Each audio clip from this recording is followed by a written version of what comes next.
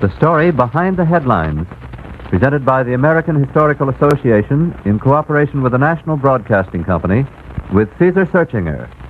Each week, Mr. Searchinger, noted foreign correspondent and author, discusses a dominant news event and sketches the historical background leading up to it.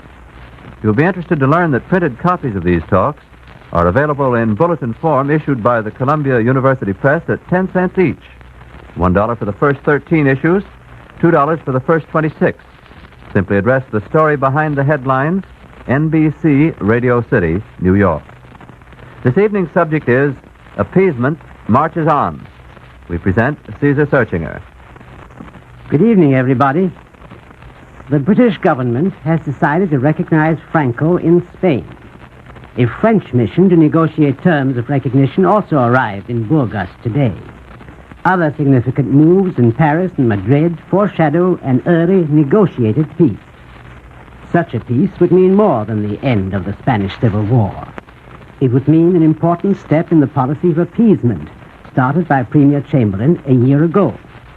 Milestones of that policy thus far are the Anglo-Italian Agreement, the Munich Pact, the Franco-German Good Neighbor Pact. A further objective is Franco-Italian Accord, and a preliminary to that is peace in Spain. The road thus far has not been smooth. The journey has been punctuated by raucous cries and violent acts. Alongside it, we see an armaments race, more menacing than anything the world has ever seen. What, then, you may ask, is the good of appeasement? And what's behind it all? The root of much of Europe's trouble lay in the late unification of two great nations, Germany and Italy. England and France, the other two great Western countries, achieved unity back in the Middle Ages. Their strongly centralized governments fostered discovery, adventure, overseas conquest, while Germany and Italy, consisting of a litter of petty dynasties, were still torn by internal strife. Thus, England and France were collecting colonial empires, while the German and Italian states were preying on each other, right down to the 19th century.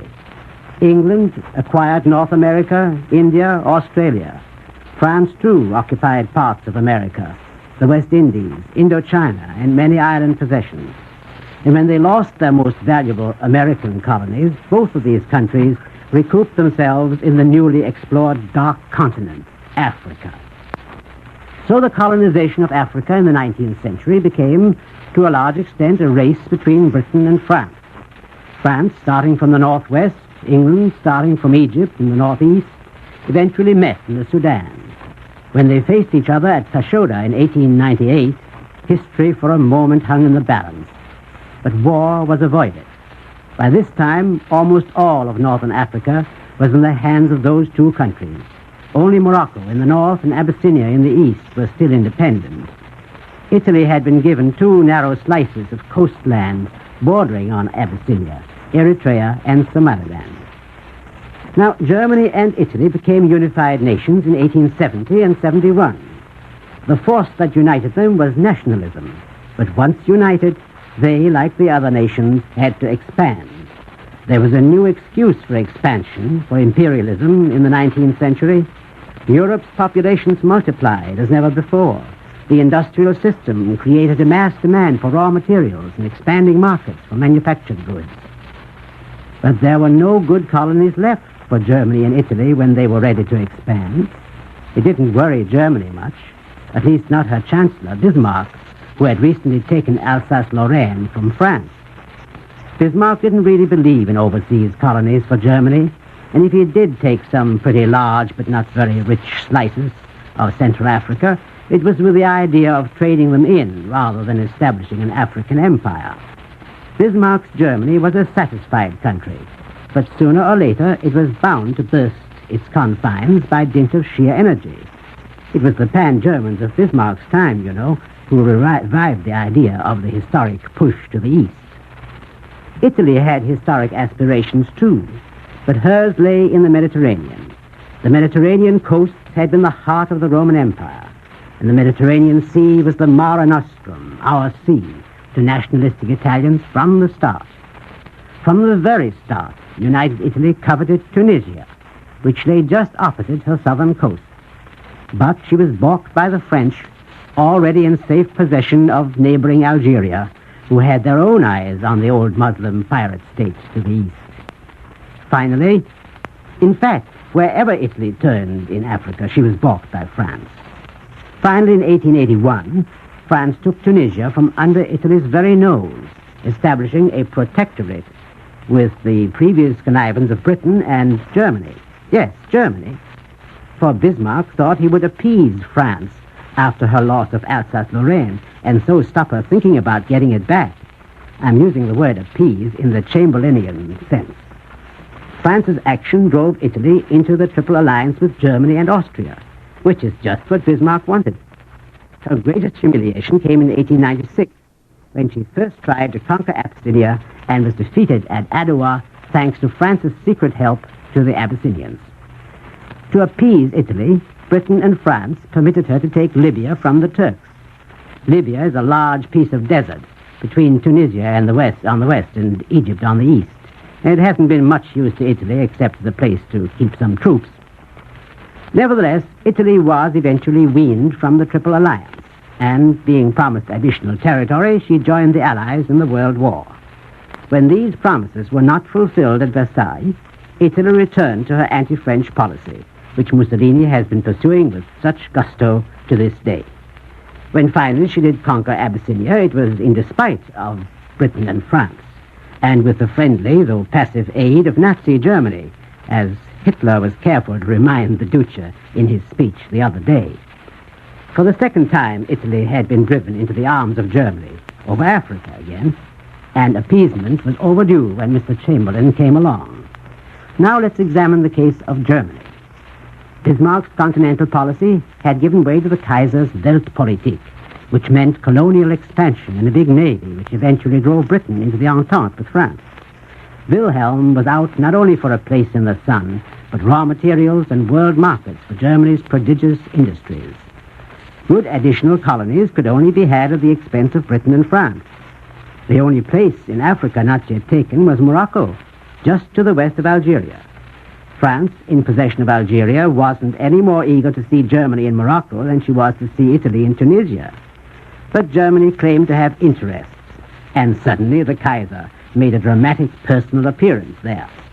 There followed much saber-rattling and years of bickering.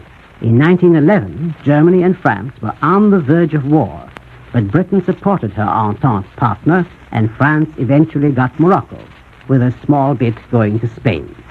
So Britain and France had balked Germany in her colonial aims, just as France had balked Italy in hers.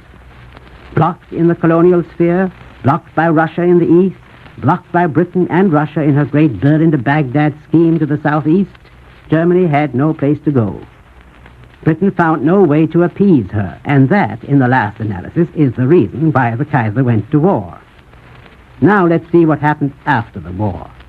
After 14 years of helplessness, when she was ringed about by France's system of alliances, Germany revived with Hitler's rise to power, as Italy had already done under Mussolini. Italy once again voiced her old aspirations. Germany rudely demanded her rights.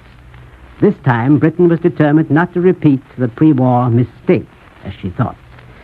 To avoid war, the dictators had to be appeased, that is, satisfied at someone else's expense.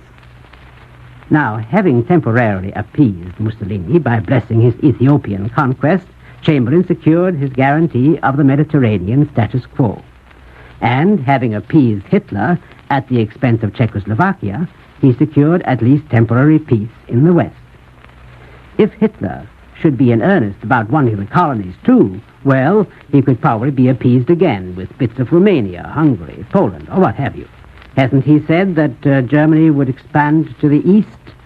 That's where England and France have given him a free hand. The important thing was to keep him off colonies, for most of Germany's colonies are now in Britain's hands. The real difficulty, however, is how to appease Mussolini, that is, permanently. With Hitler, you don't know whom the lightning might strike next, but with Mussolini, it's always France. He can't be appeased by proxy, but only at the expense of France. And France has no more intention of yielding Tunisia than England has of yielding Kenya. Of all the things in the Italian theme song, the one only thing worth fighting for is Tunisia. Actually, they have been fighting for it, in Spain. That's where the importance of this Spanish peace comes in. Unless Mussolini can get the kind of peace he wants, his chance of getting anything out of France are slim. Mussolini has been remarkably silent of late. Might this silence be due to the recent backstage moves in Spain? It's a little early to prophesy, but it does seem now that the new Spain is not going to be an Italian Spain. In order to secure British and French recognition, General Franco has already had to do two things. He has had to permit French officers to examine the Pyrenees on the Spanish side of the frontier to see that there are no fortifications or military establishments from which Franco's allies might threaten France. And he has had to promise that the fortified island of Minorca, held till last week by the Loyalists, would not be occupied by anybody but genuine Spaniards. To make sure of this, the British cruiser Devonshire took Franco's representatives to the island, negotiated a peaceful transfer, and took the Loyalist commanders away to safety. The only shots fired in this encounter were fired by Italian airmen from the neighboring island of Majorca, evidently to express the Duce's disagreement with this surprising move. Minorca, you'll remember, is that very important island, the only fortified point in the Balearics, which lies dead on the route over which France transports its colonial troops and merchandise. France, then, seems not to be threatened either from land or sea, and the much-feared squeeze play of the dictators against the next prospect for a shakedown appears to be off for the time. Not Mussolini, but Franco, it seems, is being appeased, and the methods of appeasement are already drawing the fire of the Italian press. Meantime, Italian troops and German engineers are still in Spain, a problem which may remain to plague both Franco and his newfound friends. On the other hand, large numbers of Italian troops are pouring into Libya and massing close to the border of Tunisia. The meaning of that maneuver seems clear enough, but can Mussolini expect it to succeed? There are indeed vague rumors of something much bigger in the wind, something involving action by all the Axis powers, Italy, Germany, and Japan, another late arrival on the scene of history. Italy mobilizing in the Mediterranean, Germany again assembling its mammoth army as it did last fall, and Japan massing vast numbers of troops on the Siberian border, 600,000 to date, according to one report. Japan, moreover, has occupied the very important Chinese island of Hainan, close to French Indochina. Are all these things part of a vast aggressive project, of which the Spanish-French sector is but a detail? Are the Axis powers really getting ready to force a showdown, to challenge the democracies now before the armament race has gone too far? In other words, has appeasement really been a failure? Well, we shall soon see. Unless unexpected events intervene, I shall try, next Friday, to explain some aspects of the situation which directly concern ourselves. Now, I'd like you to write to me sometimes about these talks, as many of you do. But if you do write, don't send any money to me. The money for the copies to be sent somewhere else, as you will be told presently. Good night, everybody. Printed copies of this and last week's talk on American foreign policy are available at 10 cents each. Each week these bulletins contain as well a list of books on the subject of the talk. Caesar Searchinger will be with you again next Friday at this time, when he expects to discuss our interests in the Pacific. The program presented by the American Historical Association is an NBC public service feature. This is the National Broadcasting Company.